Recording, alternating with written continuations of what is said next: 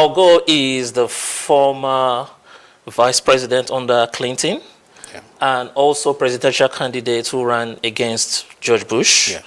He lost that presidency, but he's an environmentalist, and he gave a little talk at the World Economic Forum. Let's listen to it. We're still putting 162 million tons into it every single day, and the accumulated amount is now trapping as much extra heat as would be released by 600,000 Hiroshima-class atomic bombs exploding every single day on the Earth. That's what's boiling the oceans, creating these atmospheric rivers and the rain bombs, and sucking the moisture out of the land and creating the droughts and melting the ice and raising the sea level and causing these waves of climate refugees predicted to reach 1 billion in this century. Look at the xenophobia and political authoritarian trends that have come from just a few million refugees. What about 1 billion? Greta Thunberg was just arrested in Germany. I agree with her efforts to stop that coal mine in Germany. Young people around the world are looking at what we're doing. They look at the World Bank and they say, oh, you've got a climate denier in charge of the World Bank.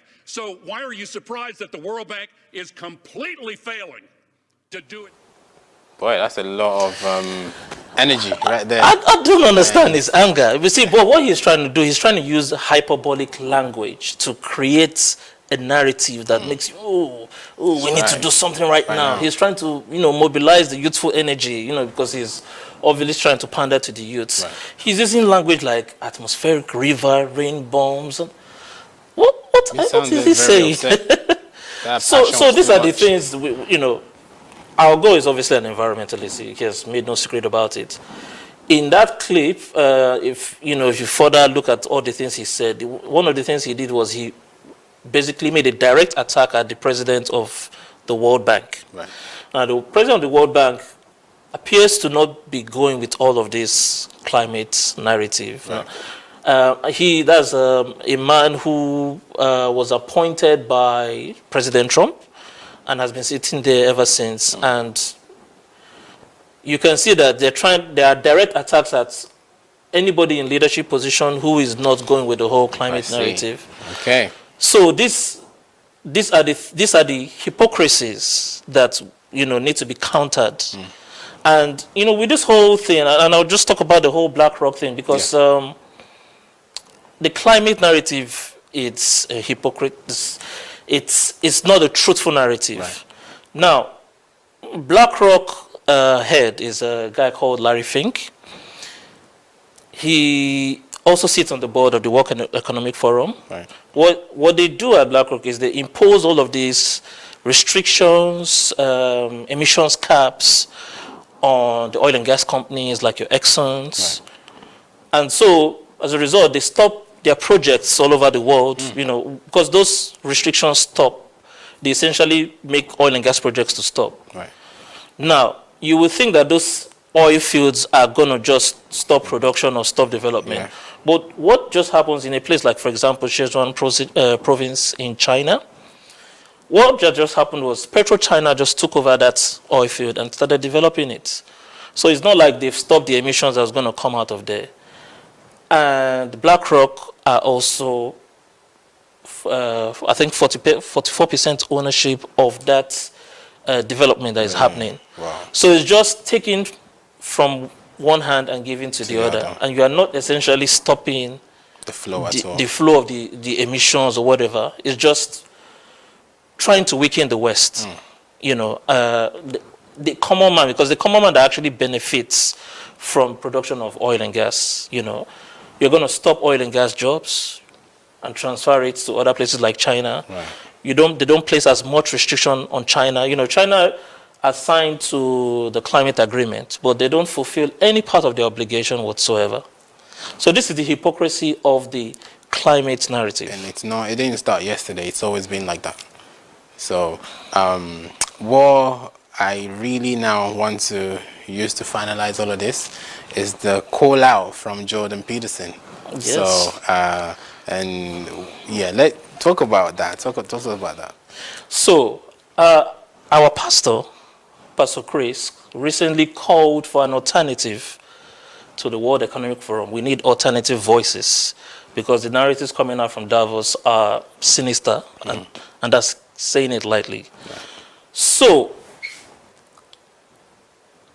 a man was bold enough to announce an alternative to the World Economic Forum.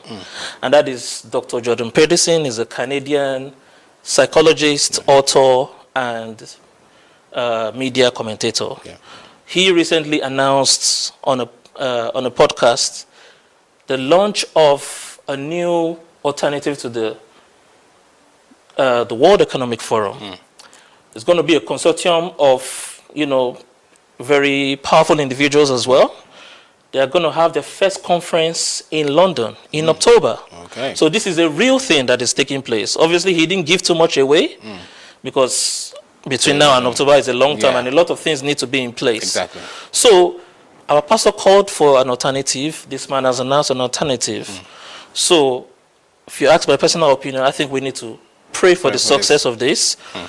Those good-hearted people around the world who have the best interest of the world at heart should get involved.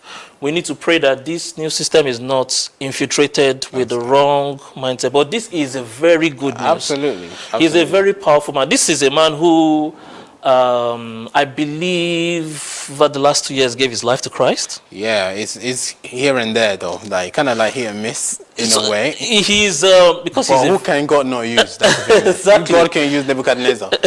So literally, so I definitely agree with you on that one. So it's called for this. I see it as a call of the Spirit, because the man of God, Pastor Chris, already, like you said, they made that call, and we're like, okay, cool. So who's gonna start this thing here? And then boom, someone steps up. And if you have heard anything from John Peterson, he's a professor as well, right? Yes. He's a super smart guy. He's made some journalists look like idiots in the past in some videos. When you're asking him some question, you're thinking, gotcha. But then he just turns it around. And everything he goes through his own fair share of persecution. Exactly. I think most recently there was threats to his psychology clinical license by the Canadian, their body of psychologists there. I believe this is being driven behind the scenes by the leadership of Canada, Justin Trudeau. Right. Because he has been saying some things that is opposing the mainstream narrative in Canada. And so his license is under threat, and he has to do some social media training in order to keep his license. So it's like we're training adults to talk. When you say there's free speech, but you still have to be trained to talk like this. So and he has a track record of, I think a few years ago, they were trying to introduce laws to suppress free speech when it comes to gender pronouns. Right, yeah. And he said he doesn't mind calling whatever anybody, but when you put it into law, that's a direct attack on free speech. That's literally it. Yeah, and he kicked back against it publicly.